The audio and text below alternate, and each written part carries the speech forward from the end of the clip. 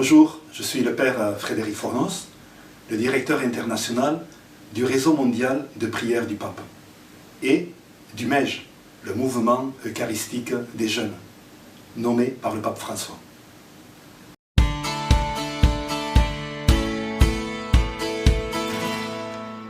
Dans cette deuxième vidéo, j'aimerais parler des étapes de la recréation de l'apostolat de la prière comme réseau mondial de prière du Pape.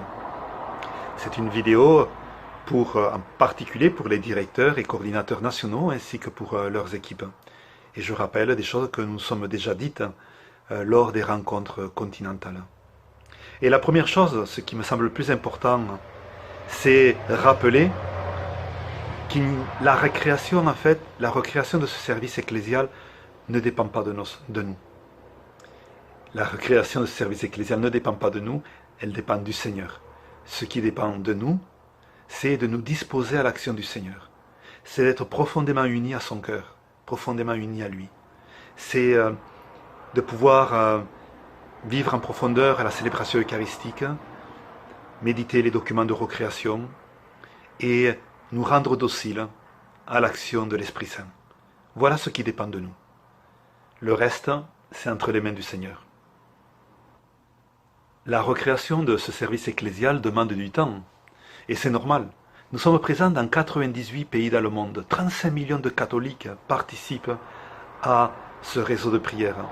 Sans compter notre branche jeune, le mouvement eucharistique des jeunes, le MEJ, présent dans 56 pays, avec près de 1 600 000 enfants et jeunes. Donc c'est normal que ce processus de recréation demande du temps.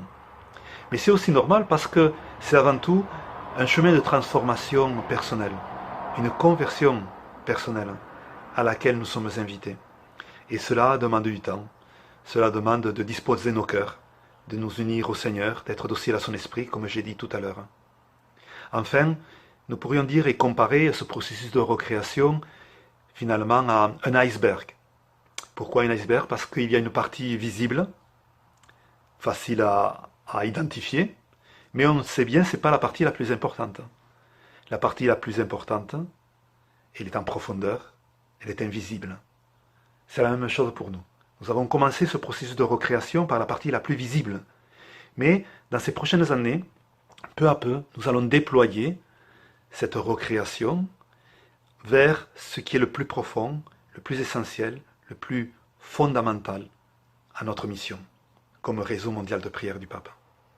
C'est cela que je vais vous présenter maintenant en vous parlant des étapes de recréation de ce service ecclésial. La première étape de recréation a commencé en 2014, lorsque le pape François a approuvé le processus de recréation de l'apostolat de la prière comme réseau mondial de prière du Pape, à travers le document « Un chemin avec Jésus en disponibilité apostolique ». C'était en décembre 2014. Dans ce document se trouve l'itinéraire spirituel du réseau mondial de prière du Pape, un itinéraire intitulé « Le chemin du cœur », qui prend ses racines dans la spiritualité du cœur de Jésus, qui nous ouvre à une mission de compassion pour le monde. C'est notre fondement. C'est le fondement de notre réseau de prière. C'est un document donc essentiel, et c'est avec ce document que s'est initié le processus de recréation. Nous avons commencé la deuxième phase de la recréation en 2015.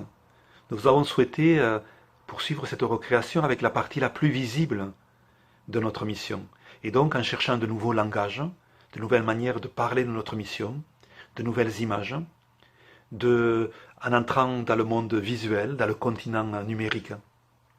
C'est ainsi qu'en 2015, nous avons présenté le nouveau nom de notre réseau ecclésial, le Réseau mondial de prière du Pape. Bien sûr, on peut garder Apostolat de la prière en sous-titre, puisque c'est notre nom traditionnel, mais Réseau mondial de prière du Pape dit très clairement notre mission, une mission confiée par l'Église, par le Pape lui-même, un service ecclésial du Saint-Siège, confié à la Compagnie de Jésus. Donc, Réseau mondial de prière du Pape dit bien notre mission.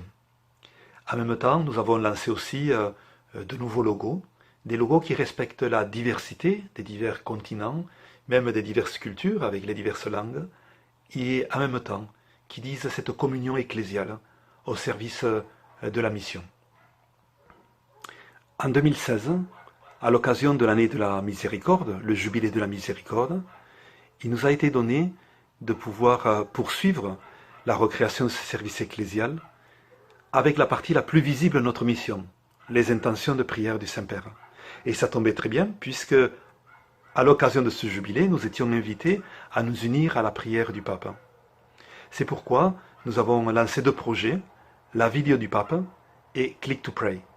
2 projets pour nous unir à la prière de l'Église universelle, à ces défis de l'humanité et de la mission de l'Église que le Pape François nous confie chaque mois. D'abord, la vidéo du Pape. La vidéo du Pape, lancée en janvier 2016, avec le soutien du Centre de télévision du Vatican et de la Secrétariat de communication du Vatican, a été vraiment un projet qui nous a dépassés, puisque aujourd'hui, 1 an et demi après, nous avons 18 millions de visualisations uniquement sur nos réseaux au Vatican.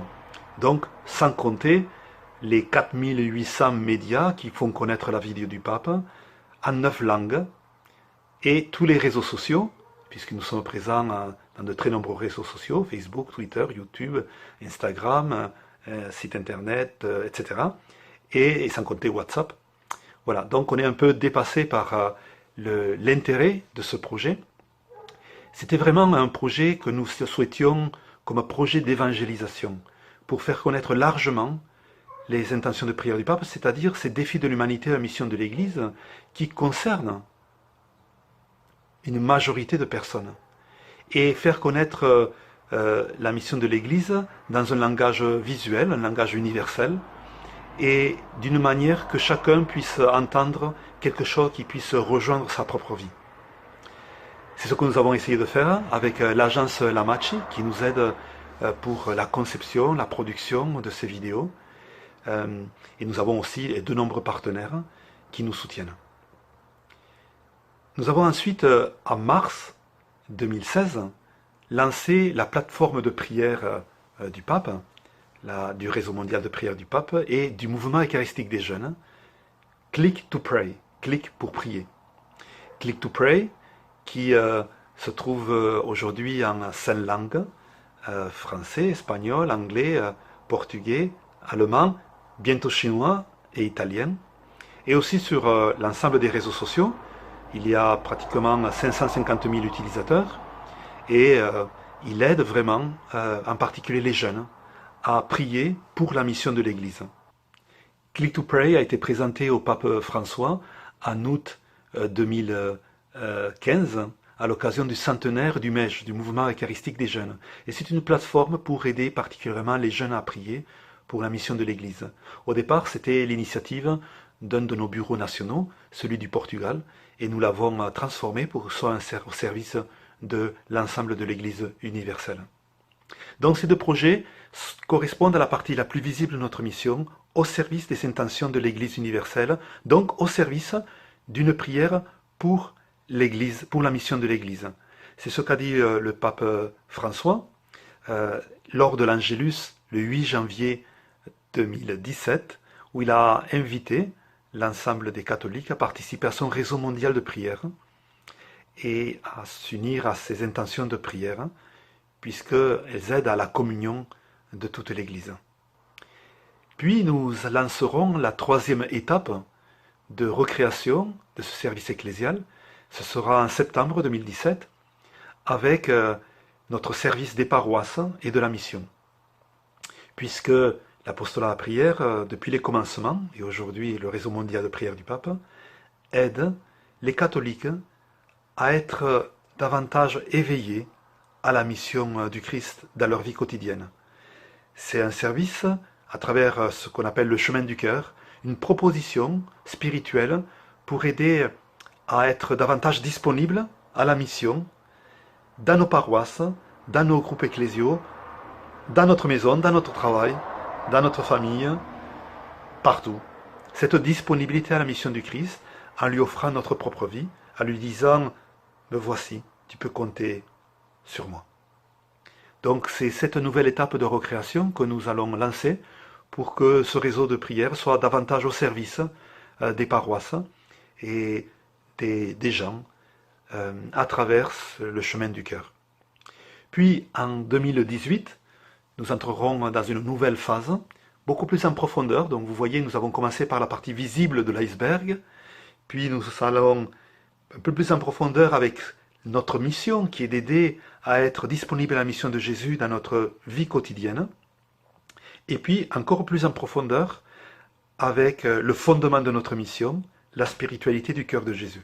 Ce sera l'année 2018, à partir surtout du mois de septembre, septembre 2018, pendant une année. Voilà. Donc, ce processus de recréation nous conduit au plus profond, au plus fondamental de notre mission. 2019, 175 ans de l'apostolat de la prière, réseau mondial de prière du pape. Ce sera l'occasion de consolider les processus de recréation, les diverses étapes qu'il y a eu jusque-là, et aussi de pouvoir évaluer ce que nous avons vécu pour, à l'écoute de l'Esprit du Seigneur, voir comment poursuivre cette recréation. Je présenterai d'autres points dans de nouvelles vidéos pour nous aider à approfondir ce processus de recréation. Je voudrais retenir 3 derniers points. Le premier, c'est que ce processus de recréation demande du temps. Il se déploie sur plusieurs années et c'est normal. C'est normal parce que c'est avant tout un processus intérieur, une transformation intérieure, un lieu de conversion pour se rendre disponible à l'action du Seigneur. C'est lui qui conduit cette recréation. Pour nous, il s'agit de se rendre docile à son esprit. Deuxième point, chaque pays doit avancer à son rythme, sans course, avec fermeté, mais sans se presser, consolidant les diverses étapes de la recréation. Et enfin, dernier point, c'est un travail d'équipe.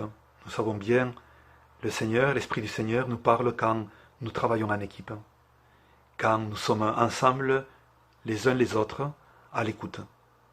Donc un travail d'équipe et en synergie régionale, donc avec d'autres bureaux nationaux. C'est à cela que je nous invite pour avancer dans ce processus de recréation. Merci pour votre attention, malgré les bruits, malgré les difficultés à faire des petites vidéos ainsi, avec les problèmes de luminosité, les problèmes de bruitage. Voilà. Merci pour votre attention. J'espère que cette vidéo vous aura éclairé.